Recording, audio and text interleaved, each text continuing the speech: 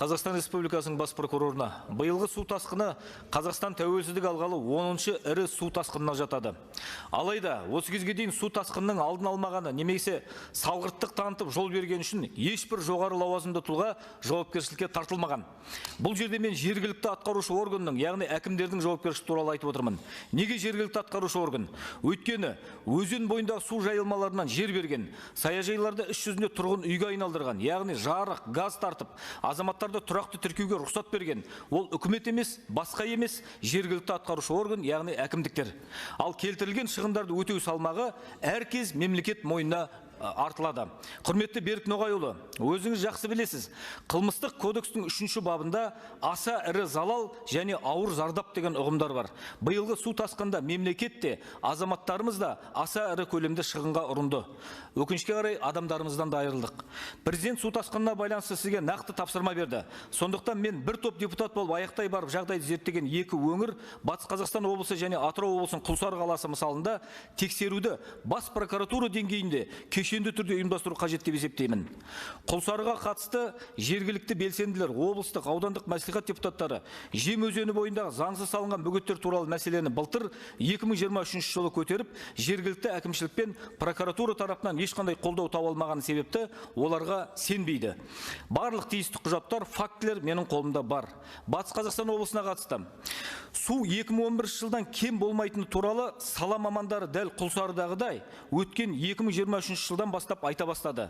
Биылғы жылдың қаңтар айында жергілікті Надежда, ақпан айында республикалық Время газеттерінде материалдар жарияланды. Бірақ сол су келіп жеткенге дейін тиісті шаралар қолданылмады.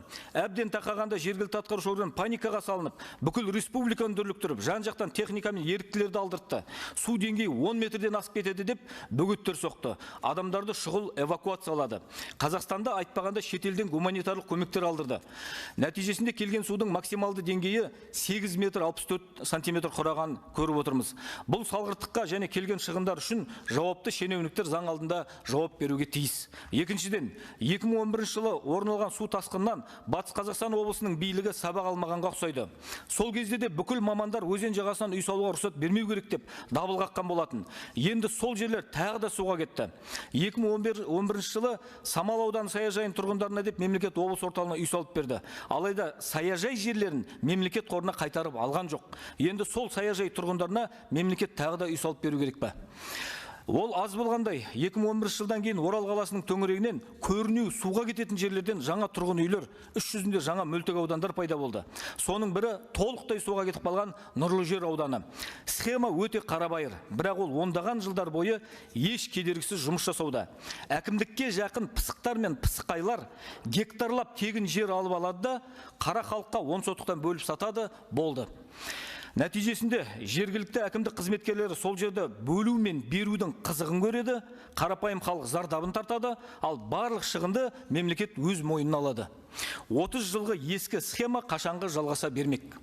Төртіншіден, жергілікті органдар бұл фактілерді объективті тергеп тексере алатынына тұрғындар ғана емес, мен де сене алмаймын.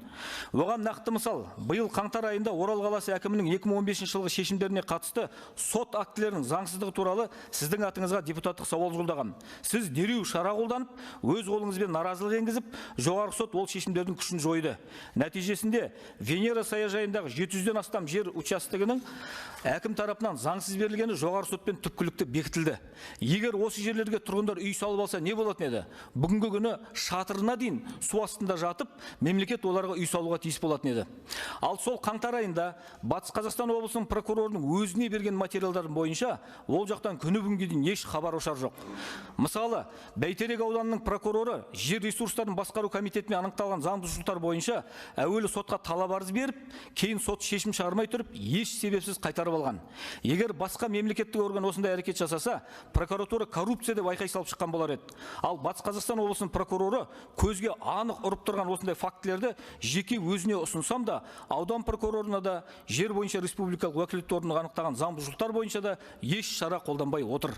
Соңғы 2-3 жыл көлемінде облыста жерге қатысты жемқорлық фактілерімен әкімдіктің, тіпті облыс прокуратурасының лауазымды қызметкерлеріне сот үкімдері шықты.